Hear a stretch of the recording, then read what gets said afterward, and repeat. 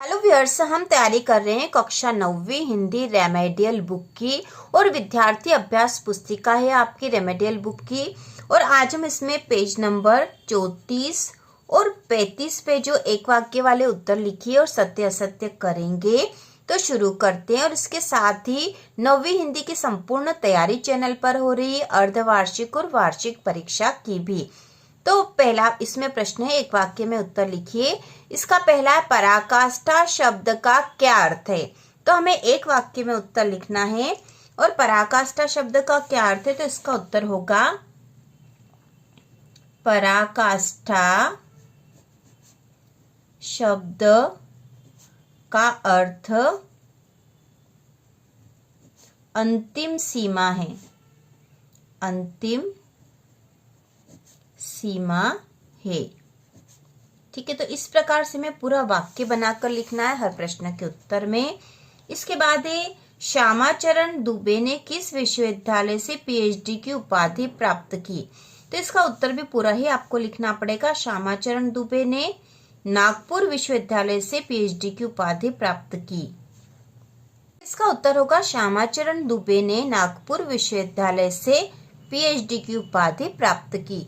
इसके बाद अगला, यह समूहों को मजबूत बनाता वाक्य में कौन सा विशेषण है। तो इसका उत्तर होगा, गुणवाचक विशेषण। गुणवाचक विशेषण है। इसके बाद है, लेखक किसके चेहरे की ओर देखता है। ठीक है, लेखक किसके चेहरे की ओर देखता है। तो इसका उत्तर है, लेखक प्रेमचंद के चेहरे की ओर देखता है। ठीक है, तो हमें पूरा ही वाक्य लिखना है, लेखक प्रेमचंद के चेहरे की ओर देखता है। इसके बाद है, साहित्यिक पुरखे किसे कहा गया है। तो इसका भी उत्तर है, साहित्यिक पुरखे साहित्यिक पुरखे प्रेमचंद को कहा गया है। प्रेमचंद को कहा गया है। अगला है, महादेवी वर्मा किस गायिका के रूप में प्रसिद्ध है। तो इसका उत्तर है, महादेवी वर्मा वेदना और पीड़ा की गायिका के रूप में प्रसिद्ध है। इसका उत्तर हम इस प्रकार से लिखेंगे, महादेवी वर्मा वेदना और पीड़ा की गायिका के रूप में प्रसिद्ध है। इसके बाद अगला प्रश्न है, महादेवी वर्मा किस प्रदेश की विधान परिषद की सदस्य थी। तो इसका उत्तर हम लिखेंगे, महादेवी वर्मा उत्तर प्रदेश की विधान परिषद की सदस्य थी।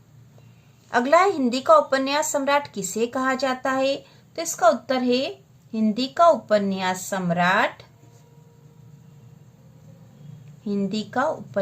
सम्राट प्रेमचंद को कहा जाता है।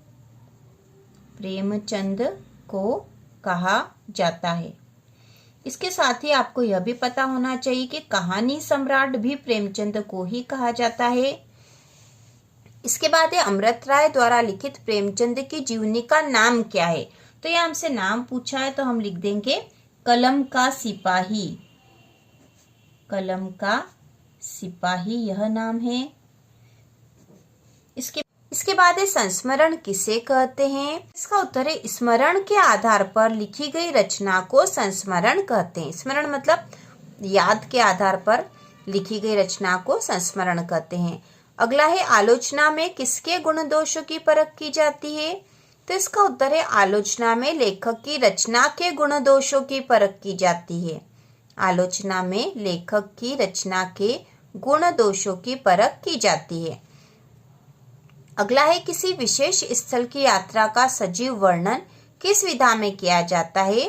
तो इसका उत्तर है, यात्रा वृत्तांत। आपको पूरा ही वाक्य लिखना होगा, किसी विशेष स्थल की यात्रा का सजीव वर्णन यात्रा वृत्तांत में किया जाता है।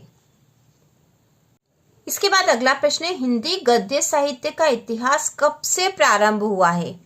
हिंदी गद्य साहित्य का इतिहास कब से प्रारंभ हुआ है। तो इसका उत्तर हम लिखेंगे, हिंदी गद्य साहित्य का इतिहास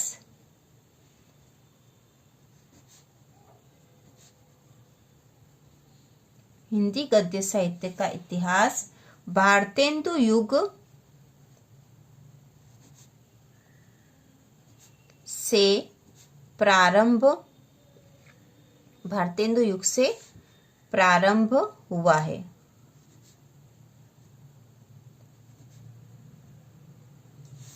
इसके बाद है प्राचीन काल में किस कला का अभाव था? तो इसका उत्तर हम लिखेंगे प्राचीन काल में मुद्रण कला का अभाव था। प्राचीन काल में मुद्रण कला का अभाव था। अगला है आधुनिक काल में किस साहित्य का विकास हुआ? तो इसका उत्तर हम लिखेंगे आधुनिक काल में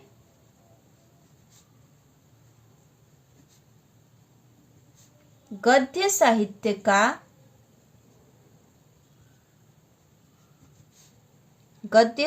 का विकास हुआ।